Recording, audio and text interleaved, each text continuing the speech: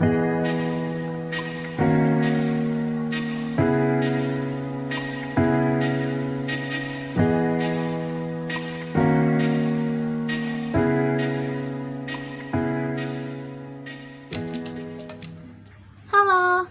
Assalamualaikum warahmatullahi wabarakatuh. Perkenalkan, nama saya Ananda Fauziah, 1910 1120 2177, Prodi Akuntansi S1 Universitas Pamulang. Nah, dalam video kali ini, saya dan teman-teman saya akan menjelaskan materi tentang investasi. Di sini, saya akan menjelaskan tentang apa itu investasi. Investasi selalu berkaitan dengan keuangan dan ekonomi. Investasi itu adalah penanaman modal atau uang pada perusahaan untuk memperoleh keuntungan di masa depan. Investasi juga dibagi menjadi dua jenis. Ada investasi jangka pendek dan investasi jangka panjang. Investasi jangka pendek itu, Anda sebagai investor bisa mendapatkan keuntungan yang lebih cepat dalam kurun waktu 1 hingga 3 tahun. Namun, dalam investasi jangka pendek ini, hanya memberikan return yang lebih kecil, berbeda dengan investasi jangka panjang. Investasi jangka panjang memberikan return yang lebih besar, namun dalam waktu yang lebih lama, 3 tahun, 5 tahun, sampai belasan tahun. Beberapa produk investasi juga dikenal sebagai efek atau surat berharga.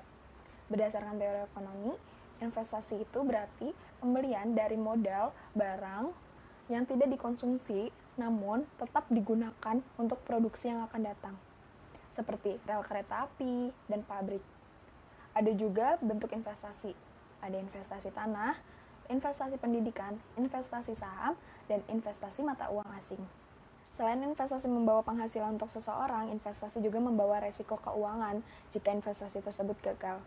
Ada beberapa faktor, ada faktor keamanan, baik bencana alam atau faktor manusia, dan ketertiban hukum. Saya Vika Safitri, 191011120390. Saya akan menjelaskan tentang kebijakan investasi. Kebijakan pembangunan dan hubungan internasional negara yang sedang berkembang berkeyakinan bahwa pembangunan ekonominya dapat lebih dikembangkan lagi jika memanfaatkan modal asing.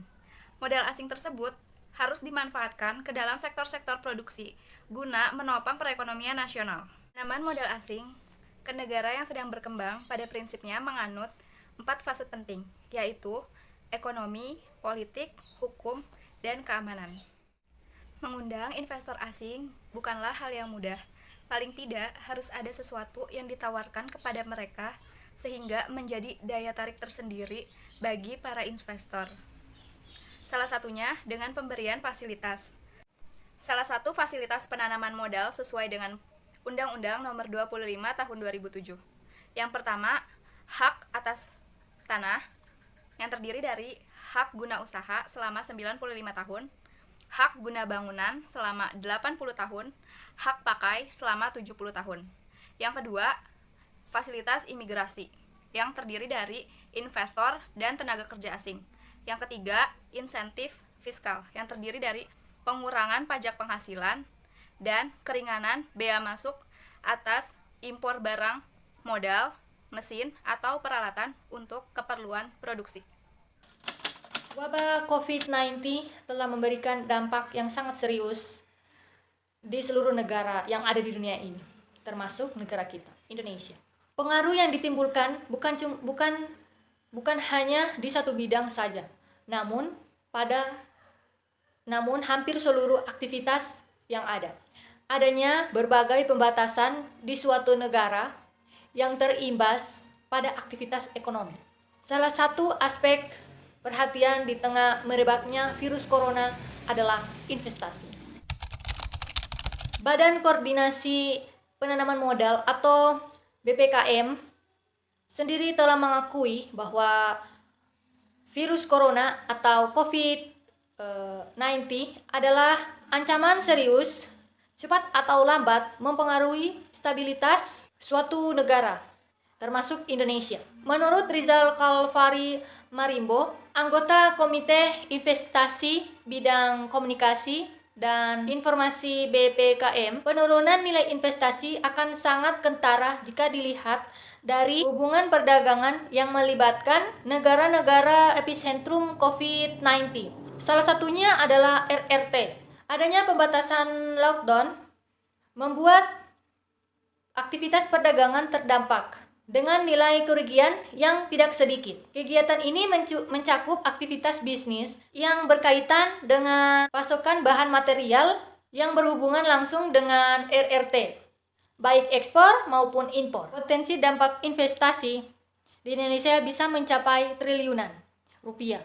Institute for Development of Economics and Finance memprediksi ada potensi kehilangan investasi sebesar 127 triliun akibat merebaknya COVID-19. Hal ini bukan tanpa alasan, mengingat salah satu faktor penyebabnya adalah prospek kegiatan dan pertumbuhan ekonomi yang semakin hari kian tertekan. Hal ini dikuatkan oleh pemerintah menyatakan bahwa setiap ada penurunan nilai ekonomi RRT 1%, maka akan memberikan dampak penurunan pada ekonomi Indonesia sebesar 0,3%.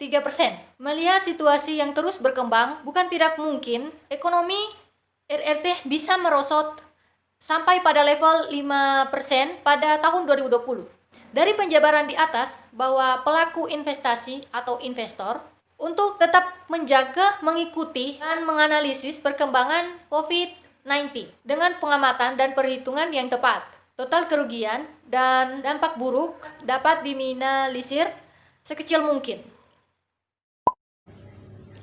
Nah, dari pemaparan materi tersebut dapat disimpulkan bahwa investasi merupakan penanaman aset atau modal yang dilakukan oleh seseorang atau suatu perusahaan dalam jangka waktu tertentu demi memperoleh keuntungan yang lebih besar di masa yang akan datang. Lalu, kebijakan pembangunan dan hubungan internasional negara yang sedang berkembang berkeyakinan bahwa pembangunan ekonominya akan dapat lebih berkembang lagi jika memanfaatkan modal asing atau investasi. Kondisi investasi di Indonesia sendiri saat ini sangat mengkhawatirkan, mengingat wabah virus corona yang semakin meluas menghambat jalannya investasi sehingga berakibat pada ekonomi setiap negara menjadi tidak stabil.